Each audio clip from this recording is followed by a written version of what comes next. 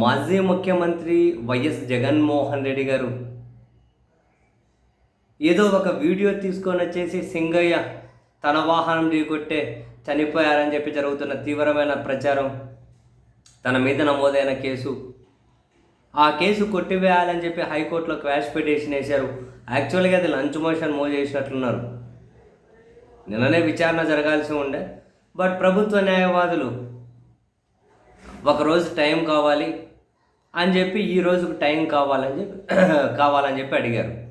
నిన్న జగనేసిన quash petition విచారణకు రాకపోయేసరికి తెలుగుదేశం పార్టీ ఛానల్ బ్రేకింగ్, జగన్కు భిక్షాక్ అని. ఏంటానంటే నిన్న పిటిషన్ విచారణకు రాలేదట, అది భిక్షాకట.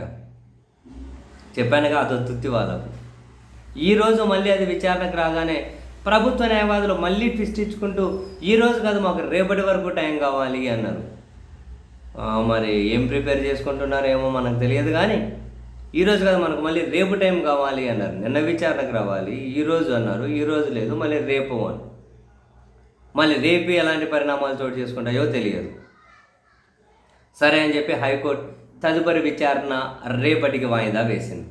ఈలోపు seriously what they are preparing అన్నది రేపు విచారణ సందర్భంగా వాళ్ళు వినిపించే వాదనలు బట్టి మనకు ఒక క్లారిటీ వస్తుందేమో. జగన్మోహన్ గారి పిటిషన్లో క్లియర్గా మెన్షన్ చేశారు, ఏదో ఒక అన్నోన్ వెహికల్ అని చెప్పి, వేరే వాళ్ళ వెహికల్ అని చెప్పి, టాటా సఫారీ అని సఫారీ నంబర్ చెప్పి ఎస్పీ గారు ప్రకటించారు. పోలీసులు నిర్లక్ష్యపు డ్రైవింగ్ వల్ల మృతి అని చెప్పి డ్రైవర్ను అదుపులో తీసుకొని బెయిల్ ఇచ్చి పంపించారు. ఆ తర్వాత 4 రోజులకు ఆ సెక్షన్లు మార్చారు, సాక్షులను బెదిరిస్తూ ఉన్నారు, ఏందో ప్రత్యక్ష సాక్షులైన వాగ్మూలాలు రెడీ చేసుకుంటూ ఉన్నారు.